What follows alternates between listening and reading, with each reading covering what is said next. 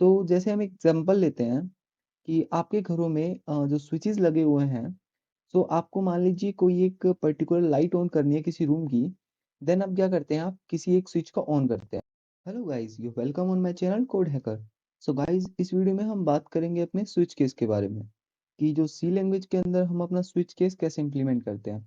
उससे पहले चलिए जान लेते हैं कि स्विच केस क्या होता है। तो देखिए गाइज, स्विच एक कंडीशनल स्टेटमेंट है जिसके अंदर हम केसेस यूज करते हैं किसी भी काम को इम्प्लीमेंट करने के लिए।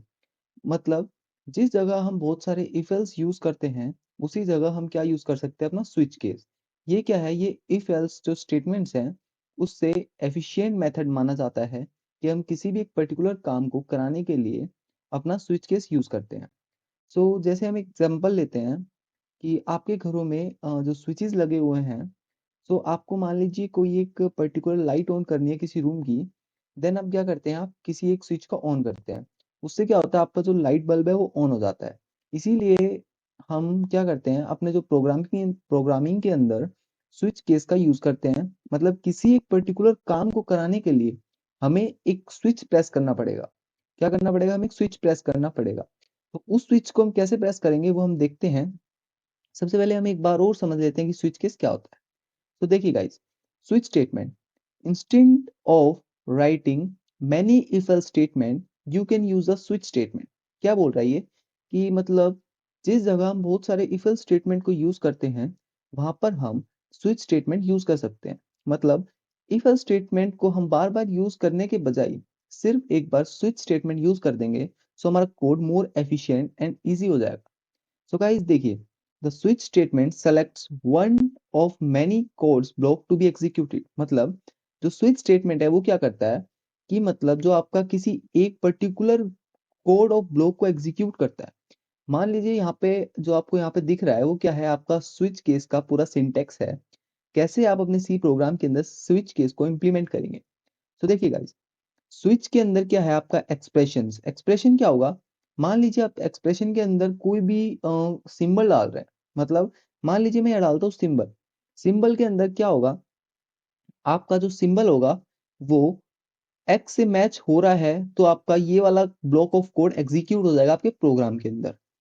एंड उसके बाद क्या होगा, आपका जो स्विच स्टेटमेंट है वो ब्रेक कर जाएगा। मतलब जो आपका एक्सप्रेशन है वो एक्स के इक्वल आ जाएगा, तो आपका क्या होगा, ये वाला कोड एग्जीक्यूट हो जाएगा।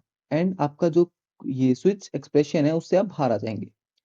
यदि आपका जो एक्स स्टेटमेंट है वो एक्सप्रेशन से नहीं मैच कर रहा, तो आपका ये लूप है क्या करेगा, ये केस वाई के ऊपर चला जाएगा। मतलब एक्स एक्सप्रेशन से मैच नहीं किया तो क्या हो जाएगा, आपका जो केस वाई है उसको मैचिंग करने लग जाएगा जो आपका कंपाइलर है वो। यहाँ पे चेक करेगा कि y एक्सप्रेशन के इक्वल है, ये वाला जो ब्लॉक ऑफ कोड है वो एग्जीक्यूट होगा। चलिए हम एक बार एक एग्जांपल से देखते हैं कि कैसे होगा। सो हम देखते हैं हाउ इट्स वर्क। मतलब जो स्विच स्टेटमेंट है वो कैसे वर्क करता है। The switch expression is evaluated once. मतलब क्या, जो स्विच एक्सप्रेशन होता है वो क्या करता है, एक बार एग्जीक्यूट होता है। मतलब सिर्फ एक बार ही हम अपने स्विच केस को एग्जीक्यूट कर सकते हैं। The value of expression is compared with the value of each case। मतलब जो एक्सप्रेशन की वैल्यू है, मान मैंने आपको पिछले वाले स्लाइड में बताया था कि यहाँ जो एक्सप्रेशन है उसमें हर एक केस वेरीफाई होता है। मतलब कोई भी केस एक्सप्रेशन से मैच कर जाएगा तो उस केस का ब्लॉक ऑफ कोड यहाँ पे एग्जीक्यूट हो जाएगा। And if there is a match the associated block of code is executed. जैसे मैंने पहले बताया था क्या, कि जो आपका एक्सप्रेशन और केस दोनों मैच हो गया तो आपका क्या हो जाएगा, वो जो केस आपका मैच हुआ है उसका ब्लॉक ऑफ कोड एग्जीक्यूट हो जाएगा। The break statement breaks out of the switch blocks and stop the execution. जो यहाँ पे ब्रेक स्टेटमेंट हमने यूज किया है वो किस लिए यूज किया है, कि जो आपका केस वाला जो कोड एग्जीक्यूट होने के बाद आपका स्विच स्टेटमेंट बंद हो जाए। मतलब आपका स्विच ऑफ हो जाए।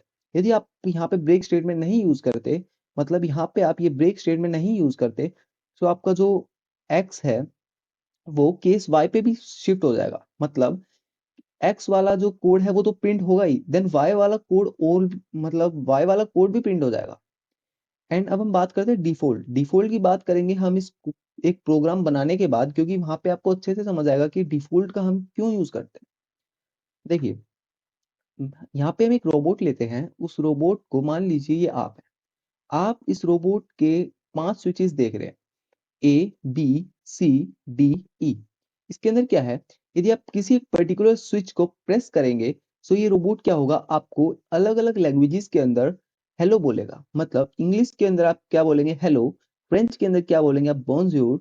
एंड बाकी इंडियन लैंग्वेज के अंदर नमस्ते एंड राधे राधे, इस टाइप के हम इसके अंदर जो प्रोग्राम है वो सेट कर देंगे।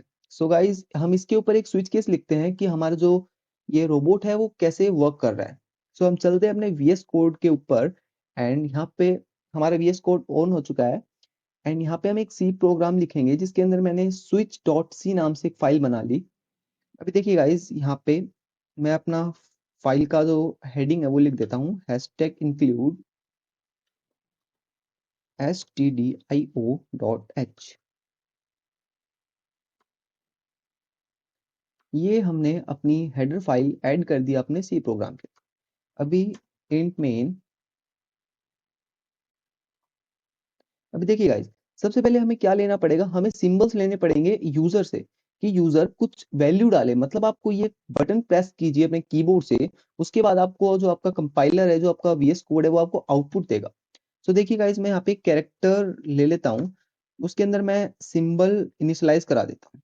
क्या, सिंबल नाम से मैंने एक कैरेक्टर को इनिशियलाइज करा दिया। ठीक है गाइस, अभी क्या करना है, अभी हम प्रिंट एफ यूजर से इनपुट लेंगे कि कैसे हम अपना जो सिंबल है वो मतलब यूजर से इनपुट लेना है। सो enter the symbol name. Symbol name कहां से कहां तक डालना है आपको, A to E। मतलब आप सिर्फ 5 बटन्स ऐड करेंगे अपने रोबोट्स के अंदर, जो कि मतलब आपका जो सिंबल एग्जीक्यूट करने के लिए।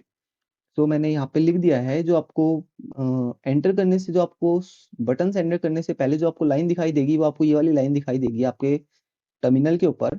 एंड देन हम स्कैन करते हैं अपने सिंबल को, %C हम यूज करेंगे कैरेक्टर के लिए, एम्परसेंड सिंबल।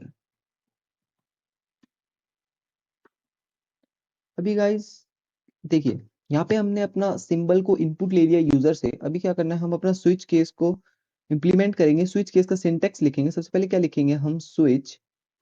देखिए गाइस ये क्या है आपका पूरा स्विच केस का सिंटेक्स। यहाँ पे एक्सप्रेशन, एक्सप्रेशन आपने क्या इनिशियलाइज किया, यहाँ पे सिंबल। मतलब एक्सप्रेशन के अंदर क्या लिखेंगे, अपना सिंबल। क्योंकि देखिए यहाँ पे जो केस है वो किससे मतलब मैच होना चाहिए, आपके सिंबल से। क्योंकि जो आप सिंबल ऐड करेंगे वही तो केस आपके एग्जीक्यूट होने चाहिए। तो इसको देखते हैं, मैं यहाँ पे लिख देता हूँ सिंबल एंड यहाँ पे इस एक्सप्रेशन को हटा के यहाँ देखिए केस। अभी मैं यहाँ पे केस 1 नहीं डालूंगा। केस 1 क्यों नहीं डालूंगा, क्योंकि जो हमारा सिंबल है वो कैरेक्टर है। एंड हमें क्या डालना पड़ेगा, हमें जो बटन हम यूजर से इनपुट ले रहे हैं वही बटन हम केसेस के अंदर ऐड करेंगे। सो मैं क्या इनपुट लूंगा, मैं लूंगा ए के लिए मुझे क्या बुलवाना है अपने रोबोट से। सो वो हमें बोलेगा क्या, हेलो। सो जो हमारा रोबोट है ए प्रेस करने पर क्या रिप्लाई देगा हमें, हेलो।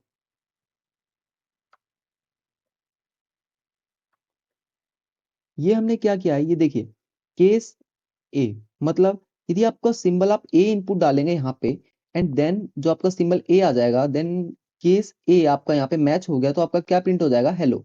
इसी तरह हम अपने पांचों बटन बना लेते हैं।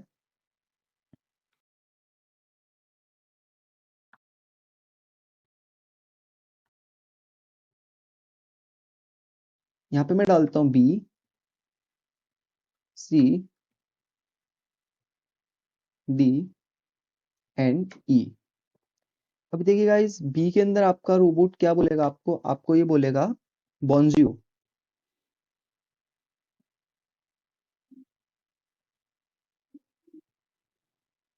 एंड सी के ऊपर क्या बोलेगा आपको, नमस्ते।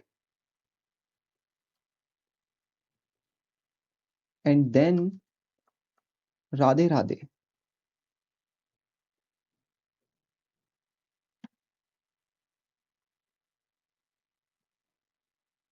एंड लास्ट के अंदर क्या, होला।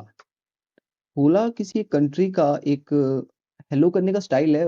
करंटली मुझे नहीं पता कि किस कंट्री का है, सो हम इसको ले लेते हैं ऐसे। अभी देखिए गाइस यहाँ पे हमने अपना स्विच केस इंप्लीमेंट कर दिया उस रोबोट के लिए। लेकिन लास्ट के अंदर मैंने आपको बोला था कि डिफॉल्ट जो स्टेटमेंट है वो हम कब देखेंगे, जब हम अपना प्रोग्राम लिखेंगे। तो देखिए यदि आपका जो सिंबल है वो किसी भी केस से मैच नहीं हुआ, मतलब आपने यहाँ पे ए टू ई के अलावा कुछ और सिंबल डाल दिया, something different from A to E, so वहां पे क्या आएगा, आप अपना डिफॉल्ट केस यूज करेंगे। मतलब यदि आपका स्विच केस यहाँ पे कुछ भी मैच नहीं कर पाएगा, सो आपको कुछ भी रिटर्न नहीं कर पाएगा। एंड यहाँ पे डिफॉल्ट केस के अंदर हम लिख देंगे जो कि मतलब आपका रोबोट, जैसे हम लिख देंगे यहाँ पे print F the symbol is incorrect. मतलब द सिंबल इज इनकरेक्ट, यहाँ पे मैंने क्यों लिखा, देखिए यहाँ पे जो प्रिंट एफ है वो क्या करेगा कि आपका ये केस डिफॉल्ट के अंदर आ गया, मतलब यहाँ पे कोई भी केस मैच नहीं हुआ आपके सिंबल से, सो आपका डिफॉल्ट जो स्टेटमेंट है वो प्रिंट हो जाएगी, मतलब डिफॉल्ट का जो कोड है वो प्रिंट हो जाएगा। ये था हमारा स्विच केस। चलिए अपने कोड को रन करके देखते हैं। एंड यहाँ पे हम वैल्यू डालते हैं, क्या सबसे पहले डालता हूँ मैं डी, एंटर। डी के ऊपर देखिए यहाँ पे आप देख सकते हैं, डी के ऊपर मैंने क्या लिखा था, राधे राधे।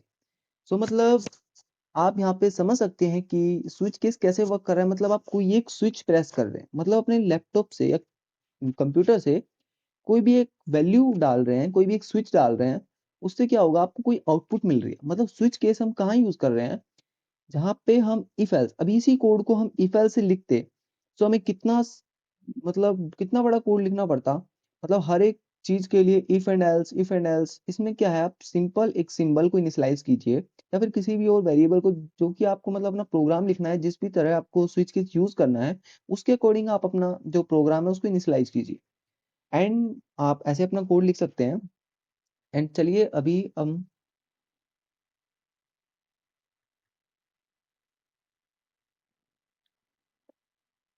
यस गाइस, हमने ये रोबोट का प्रोग्राम लिख लिया था, जैसे आप देख सकते हैं पीछे। एंड अभी हम देखते हैं कि कैसे जो हमारा ये प्रोग्राम है वो डिफॉल्ट में कैसे वर्क करता है। सो यहाँ पे मैं इसको दोबारा रन करता हूँ एंड मैं यहाँ पे कुछ ऐसी इनकरेक्ट वैल्यूज डाल देता हूँ, जैसे मान लीजिए वन, वन डाला, यहाँ पे क्या बोल दिया था, सिंबल इज इनकरेक्ट। मतलब डिफॉल्ट स्टेटमेंट में क्या हो रहा है, यहाँ पे जो आपका कंपाइलर है वो इसको नहीं ढूंढ पा रहा, जब सिंबल डाला है कि मतलब स्विच केस के अंदर जो आपने सिंबल डाला है वो मैच नहीं हो पा रहा आपके किसी भी केस से, उसके अंदर क्या होगा, आपका डिफॉल्ट स्टेटमेंट प्रिंट हो जाएगा। अभी चलते हैं अपने break keyword and default keyword पे। देखिए गाइस, ब्रेक कीवर्ड मैंने आपको बताया, यदि आप ब्रेक कीवर्ड को नहीं यूज करेंगे तो आपका कोड क्या होगा, स्टॉप नहीं होगा। मतलब आपका एग्जीक्यूशन ऑफ कोड स्टॉप नहीं होगा। And when C reach a break keyword its break out of switch block. क्या करता है ब्रेक कीवर्ड, क्या करता है, आपके सी प्रोग्राम को ब्रेक करने में हेल्प करता है, मतलब वहां से कोड को रोक देता है।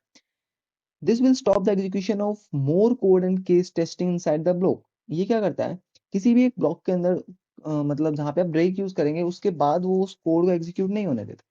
When a match is found and the job is done, it's time for break। जब आपका सिंबल एंड जो केस है वो मैच कर जाता है, उसके बाद क्या होता है, आपका जॉब डन हो जाता है, मतलब आपका जो काम होता है वो हो जाता है। जिस स्विच को आप प्रेस करते हैं, जो आपने काम बोला उस रोबोट ने वो काम कर दिया, देन आप ब्रेक कर जाएंगे।